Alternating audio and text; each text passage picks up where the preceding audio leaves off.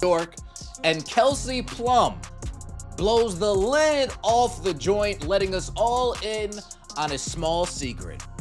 Team Clark, they had no idea what was awaiting them walking into that locker room come WNBA. Sabrina Ionescu was not amenable to Kelsey Plum's extreme outburst.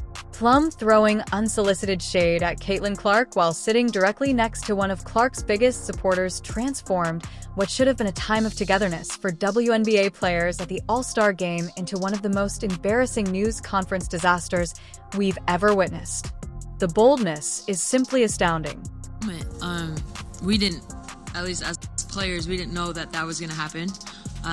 So I think it was kind of like a genuine surprise, but the t-shirt, just united front was determined this morning that we had a meeting for, and not to tattletale, but 0 members of Team Clark were The intended home showcase for Caitlin Clark was the 2025 WNBA All-Star Game in Indianapolis.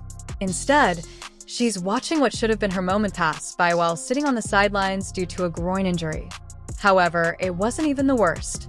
The actual catastrophe occurred following the game, when Kelsey Plum chose to make an entirely pointless attack on Team Clark. Kelsey Plum was at the All-Star Game in Indianapolis. She made quite a scene, bruh. This time, at the conclusion of the game, I was one of the first people to break the story about her actually making comments about Caitlin Clark's team not being at this meeting for the CBA negotiations. Now, we know the WNBA All-Stars came out with these t-shirts, Pay Us. With their recent Pay Us What You Owe Us shirt protest, WNBA players sent a strong message regarding collective bargaining talks. It was intended to demonstrate unity. Plum, on the other hand, made it into a trivial drama show that revealed all the issues with the way some veterans handled the biggest star in the game. Agu McKay, Women's National Basketball Players Association president. Brianna Stewart, vice president. And Nafisa Collier. All on opposing teams from Team Clark. How does it work out that the 3 biggest players in the Players Association had an idea about wearing a Pay Us What You Owe Us t-shirt, make this decision last minute that this is what the players will do? Team Clark somehow isn't present. At the press conference following the game, players chose to wear the Unity shirts at the morning meeting, which Plum was describing. Then, with this bomb, she entirely deviated from the script. Not to give away anything, but none of the Clark team members were around for that. There was complete silence in the room. The uneasiness was palpable through the television. It was kind of like a genuine surprise, but the t-shirt, just united front was determined this morning that we had a meeting for, and not to tattletale, but 0 members of Team Clark were very present for that. But no, we were just we had a very that really needed to be mentioned. I'm trying to. Here's what makes this even more absurd, though. Team Clark was represented by Sabrina Ionescu, who was seated directly across from them. Ionescu was unable to conceal her outrage because the disrespect was so obvious and needless. She gave Plum the most sardonic remark right away, rolling her eyes and giving her a look of utter skepticism. That was definitely worth mentioning. These WNBA players, they get more unlikable every day. And the blatant jealousy, the blatant hatred towards Caitlin Clark is, it's obvious. They don't even try to hide it. We got Kelsey Plum talking about these pathetic shirts that they wore out onto the court. And I'm going to tell you, these players all put these shirts on. And like I said in a couple of previous videos, that backfired. If you find this entertaining, please subscribe. There was a noticeable tension. Ionescu's face conveyed all the information. In addition to being unpleasant, this was entirely out of pocket. This veteran athlete is attempting to sabotage the very unity they were purportedly fostering by disparaging teammates who weren't even present to defend themselves. Are you curious as to why Plum makes such absurd remarks? Let's discuss the facts. The announcement that Caitlin Clark was hurt and would not be able to play in the All-Star game caused ticket prices to plummet more than the 2008 stock market. In less than a day, the cheapest seats will have dropped 48% from $121 to just $64. Folks, that isn't market volatility. When one player is unavailable, the demand completely collapses. Caitlin Clark, she was officially ruled out before all of these things. And look at the news that dropped. This is wild. WNBA All-Star Weekend. It's supposed to be the star of all stars. All the big dogs is out. Asia Wilson, Sabrina Ionescu, Brianna Stewart, everybody's out. The big dogs are out. You got the rookie, you got Angel Reese, Miss Me Too. All of the stars are here. And look at this news.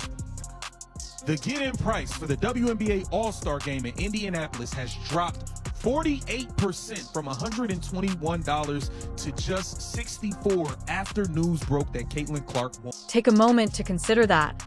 The instant she was unable to play, the admission price for an All-Star game in the city, where the WNBA's most popular players resided, fell by almost half. On resale websites, some tickets were being offered for as little as $60. To reduce their losses, people were genuinely attempting to sell their tickets for anything. However, things get worse. The narrative of the WNBA ratings is even more heartbreaking. The number of nationally televised WNBA games fell by an astounding 55% while Caitlin Clark was not playing. Without her, the average number of viewers for her own team's games dropped from 1.81 million to just 847,000, a 53% decrease. These dips aren't tiny. This demonstrates that Clark is currently the league, and not just a player. Oh, would you look at that? Prices for the WNBA All-Star Game have plummeted 49% after Caitlin Clark was ruled out due to injury, per TickPick. I can't say that I'm surprised by this at all. I mean, no matter how much you love her or hate her, Caitlin Clark is the face of the WNBA. When she goes, the ratings go. Simply put. In contrast, the numbers are enormous when Clark does play. On ABC, her comeback game against the Liberty attracted 2.2 million viewers, with a peak of 2.8 million. Clark starring games are routinely the highest-rated WNBA broadcasts ever. The woman is essentially printing money for all of the players in that league. Here, Sabrina Ionescu demonstrated why she is so well-liked in the basketball community. She checked Plum right away with that well-timed scathing retort rather than ignoring her remark. However, Ionescu's support for Clark extends far beyond that particular instance. Ionescu was there to offer guidance based on her personal experience with soft tissue injuries while Clark was coping with her quad injury. Ionescu is promoting the sport and encouraging her fellow athletes, whereas Plum is making unwarranted disparaging remarks during a press conference. She is aware that everyone benefits from Clark's success, not just the Indiana Fever. Last and latest being this viral Kelsey Plum dig, if you will, and I was in the room for this. It did strike me as very odd in the moment when she said what she said. I wrote it off as kind of awkward, but let me play it for you again, and then I'll respond after the fact. This is what Kelsey Plum said about the t-shirts, and you can, Sabrina Ionescu. However, Caitlin Clark did not take this disrespect lightly. Oh no.